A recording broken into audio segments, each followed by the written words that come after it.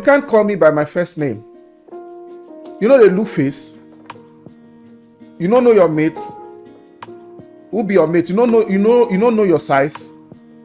Please, so you can't call me by my first name. I senior you. Wow. Welcome to If You Ask Jimmy. Today I'll be talking on this particular topic as one of my topics in the JAPA Can You Relate series. This is for the people in the abroad. The people in the abroad, the question is, can you relate?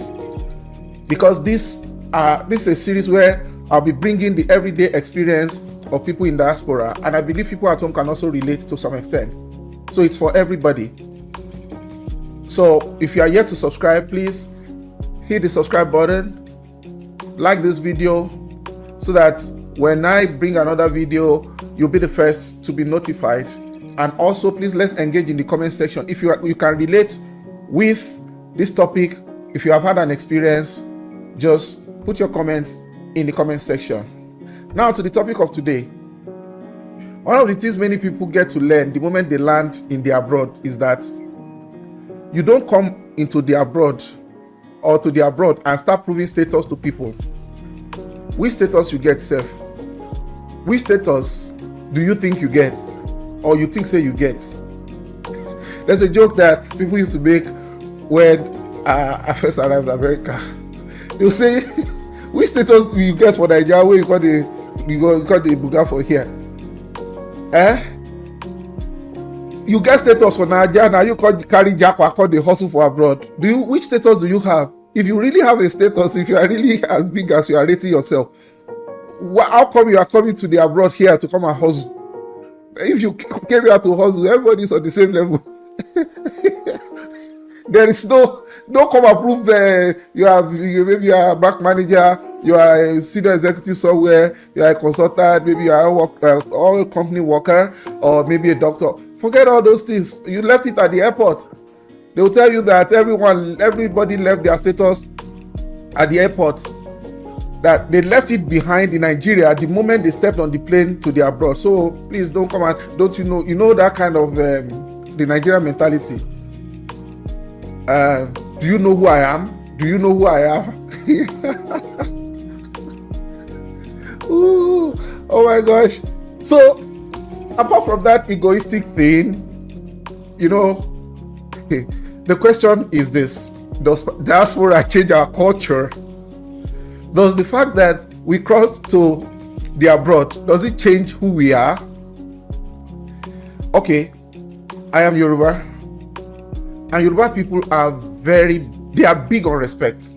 We are big on respect. I'm a detribalized Yoruba though, and I can play around with some Nigerian languages, and I think my connection is even more to people from other places in Nigeria than to my own Yoruba people. Some people even look at me, they don't even know I'm Yoruba until they find out.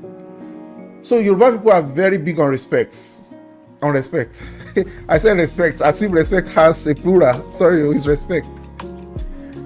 Yoruba have words like o. They have words like iwo, eyin, which clearly recognizes and differentiates the age and levels among the people. First, let me say here, I'm not a linguist. If you're a linguist and you can break this thing down deeper, I can give you opportunity to come on a live program. We can stream it. We're working on our back end to be able to do that. I'll be bringing guests from time to time. So I'll open this. That's why I called it If You Ask Jimmy. It's really not a question and answer session. If you go into my intro, I'll be bringing guests. I will learn, will grow to live better in this complex and rapidly changing world. That's my mission statement, and it's in the intro. You can look into the channel and pick up the intro from there. So I'm not a linguist, so I'm not claiming to be one, in case I didn't get some things perfectly, but at least I'm a Yoruba, and I mean, at my age, I still know I can talk authoritatively about my culture. So Yoruba have words like o, iwo, eyin. I don't want to go to the plural like awa, awon. And this o and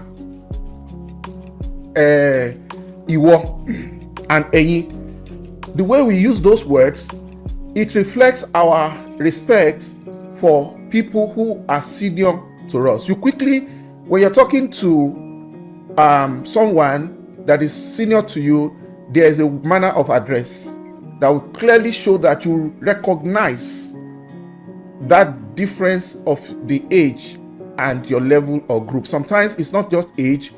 There are people who might be older, maybe someone is serving, maybe an elderly person is serving in a junior capacity to a senior person in the office who is younger, just out of respect. It's not just an age thing. It's originally supposed to be age thing, but maybe in the workplace, you may not be able to address your boss directly by, let's say, by first name terms and other pronouns that surround the first name. So you use the word as if you are talking to an elder. So it is capable of several meanings. This O and thing, it's a very big thing. Even while we are raised in the homes, in the family, the parents usually, once the children grow to a certain age, usually children are innocent, they didn't learn respect from heaven. All this respecting, we learned it on heart here. So when the parents see that the children are getting of age and they are getting, Yoruba will say, that is, they are becoming smart, that is, they are becoming aware. Let me use the word aware. Everybody is smart, even kids are, infants are smart. The parents will quickly begin the process of making sure that the younger ones give respect to the older ones, and that is the way it is. It's a give and take society. So that respect is both in the home, it's also outside the home, and we carry it to the larger society. Even sometimes when you meet people of the same age, this is not even a diaspora thing. When you first meet and you perceive that there may not be much age gap or age difference between the two people, sometimes people might be older and look younger, all this age things. Sometimes you can't tell by face, but sometimes you can actually tell. But when people cannot tell, or maybe first meeting, people usually regard, let me use the word regard. I've used the word respect. There's also regard. Just out of that culture, there's regard for the person. Between the two people, they will regard each other and use and sometimes we do bow or something like that. So that thing is a very strong culture among the Yoruba people. Now, ordinarily, someone that's even a new person you are meeting, you have used O for them, but out of respect, you will use in the first instance, maybe for the first few times you meet, until you find your levels. There's a way somehow, what we find this level, and you will know that, okay, this is somebody you can address by first name, and it wouldn't be an offense, because addressing someone by first name in our own culture is like a disrespect if that person is senior to you and is obviously senior and you are aware the person is senior. So, but if you don't know, if there's no way to find out, or you just meet on a neutral ground, nobody complains. So this thing is not even about people complaining about it. I'm going to break it down. You'll see where I'm going with this.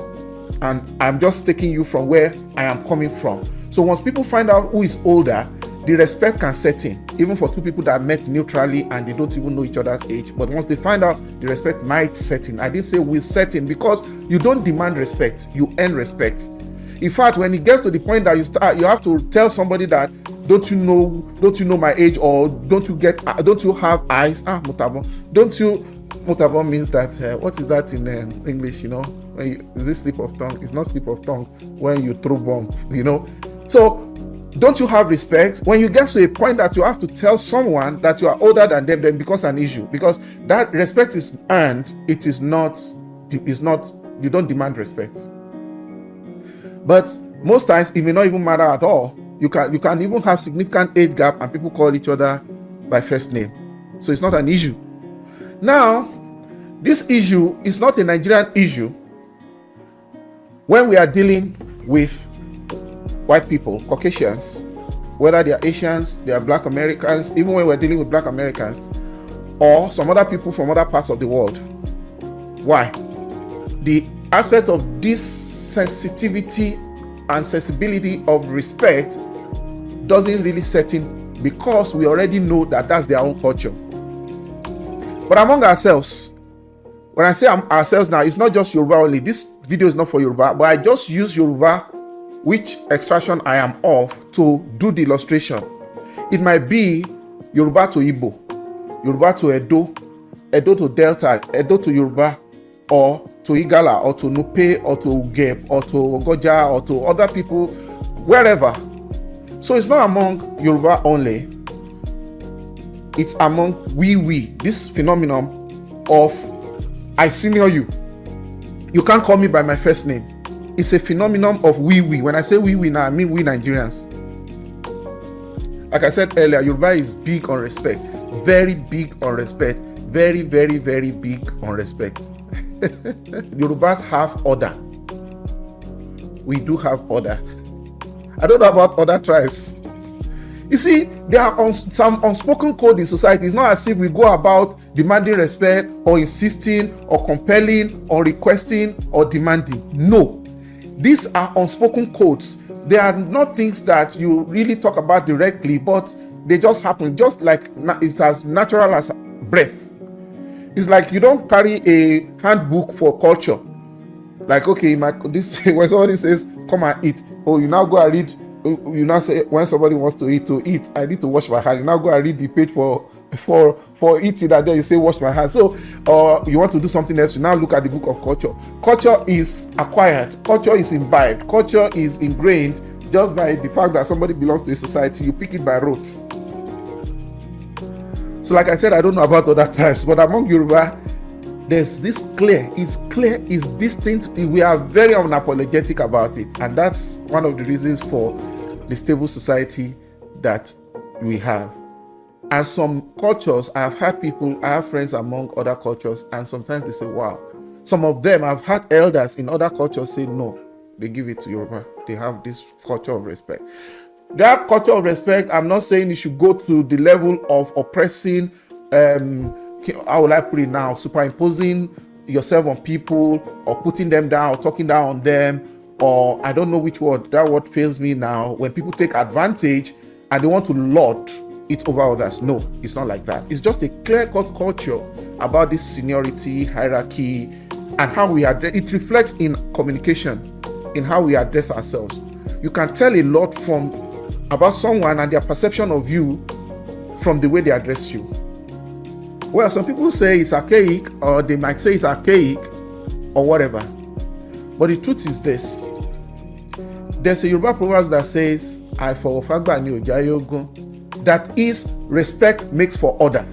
Respect makes for an organized society. Respect makes for stability, you understand, and brings beauty to our togetherness. Okay? So, this kind of age group thing is compartmentalized. It might just but in an artificial way. There's no school where somebody is trained to, like, this how you respect. You just get to know it. Now, like I said, I don't know about other cultures, but in my culture, nobody calls their father by name, or people old enough to be their father, or uncles, or aunties, or even elder brothers. The same way you don't call your own elder brother, when I say elder brothers now, let's say people like age 3 years older than you, 5 years older than you. We also have age groups. There is nowhere it is written, so please, Yoruba people, don't pick me up on this. If you know better, please put it in the comments. You can come, you can be the presenter, I can do a live show, then you help us with this, because it's a learning process. Don't forget, my mission is, this channel is a clearinghouse where we talk about issues, we learn, we grow in order to be able to live better. It can make for a better society. These can be videos that some of our children will watch, and they will even learn 1 or 2 things about our culture in future. Some of these things will outlast us, these recordings. So, except in the workplace, where that first name terms is the norm. If you want to call someone who is older than you, coincidentally you are working in the same place, when there are other people within earshot, office usually first name terms, especially to contemporaries. It's only a few cases when you see people putting the prefix Mr. or Miss in front of the names of their colleagues or of their superiors. Like in my own workplace, I call my manager by first name, and my manager is way more mature than me. Okay, way older, right? But I have a Nigerian man who is older than me. I have a few other Nigerians that I get to see on the same floor with me, and we are on first name terms. But that Nigerian man is in his 60s. I call him Baba. Because, I mean, except if we are in the same meeting, you know, I work online and also on site. So, and all our meetings are always on the laptop. Since COVID, we don't really have in-person meetings like that. So, if I have a meeting with that man sitting there and he has to contribute, for example, if I'm the facilitator, I will not call him Baba on that meeting. I'll call him by his name, known name in the office. So what I'm saying is, if the other people are around, you might just do the normal thing for the workplace, you know, ethics, first name. But when you are one-on-one, because you know this person is, you know, you have an affinity coming from the same country, even if the person is not from my tribe, I will respect the person. But one-on-one, if I don't know how to explain this. So one-on-one, even though I'm calling him first name on the meeting, I will not call him first name when we are one-on-one. Now, you will see some interplay of things here where people who take advantage of the workplace or outside to call people who are older than them abroad, who are from the same country, they call them by first name. They won't do the same at church, for example, because there are churches, there are a lot of Nigerian churches all over the different countries and abroad.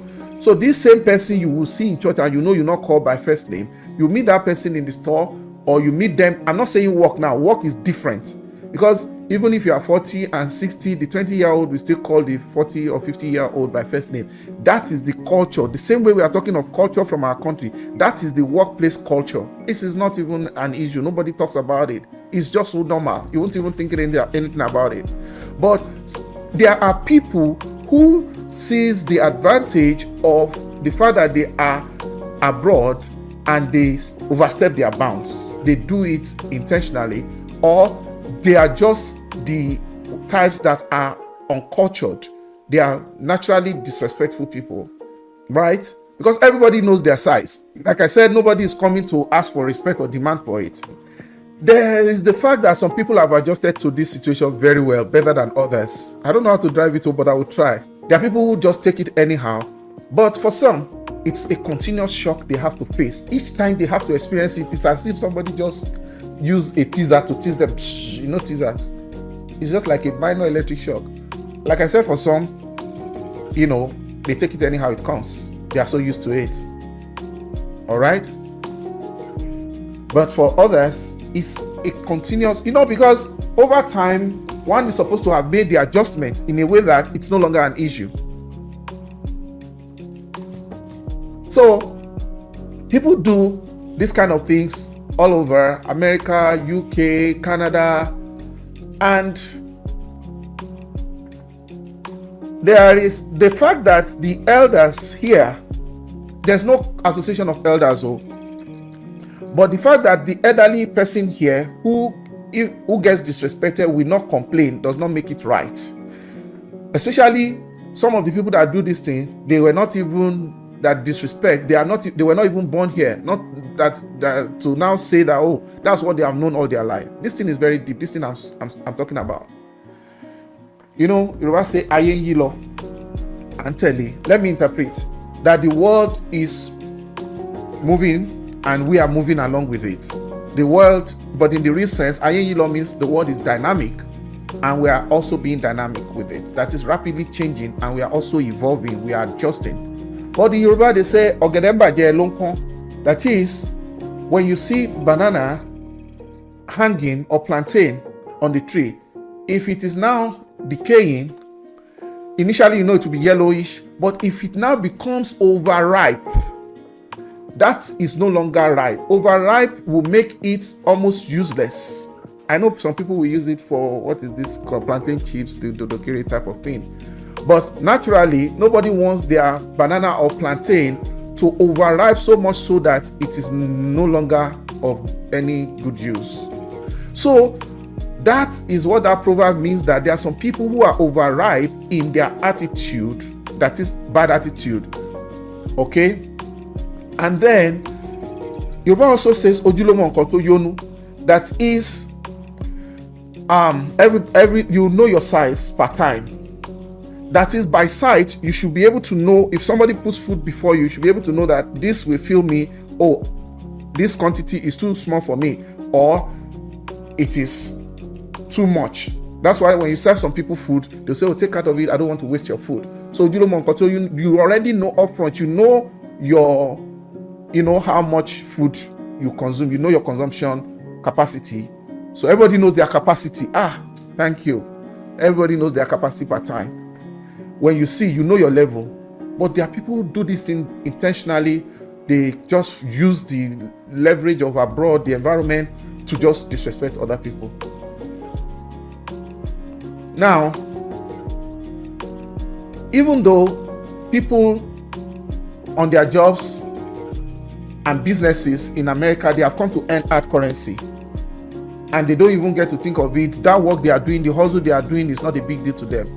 But those moments when they get disrespected by being addressed by people of our own extraction happens to be one of the worst moments or downtime for a lot of people, especially when that disrespect happens from someone you have a significant age gap between the two of you. Because when that disrespect is from a wide age gap, maybe like someone that is, you know how we take hierarchy in Yoruba. If somebody wants to humiliate you, say, oh, you are not even up to the third person to me. You know, those are parents, they used to have children, like 3, 4. So you are not even up to our last born. I don't know if you have had such a thing like that. If you give it to them, they give it to you. It's only in the abroad that some things can happen that people get away with it. Back home, people don't spare. They don't spare. If you give yourself, you will collect. That's it now. And that harsh way people do that correction usually make people not to look forward to it. They don't want to even mistake that mistake, because if you try to disrespect somebody, if you give it, they will give you boast. They will give you back like that. So like I said, it's not that anyone abroad is looking for someone to respect them or to be respecting them or to be worshiping them. That's not what the senior people have in mind. Let me not even say senior people, because it's not an association or a group of people. Like, for example, it's one-on-one thing. Maybe it's not as if they have kept some senior people somewhere who are demanding respect. No, it's just like one-on-one. When you meet somebody, you just know your level, you know, that kind of a thing. But for most of us that have lived most of their lives in the African culture, and that's the part of the culture shock they have to face here in the abroad, and that's part of the adjustment they have to make over and over and over again. But some people may never get used to it, especially, like I said, when the age gap is really much. So what's your experience, your own experience on this? I call this series, Can You Relate?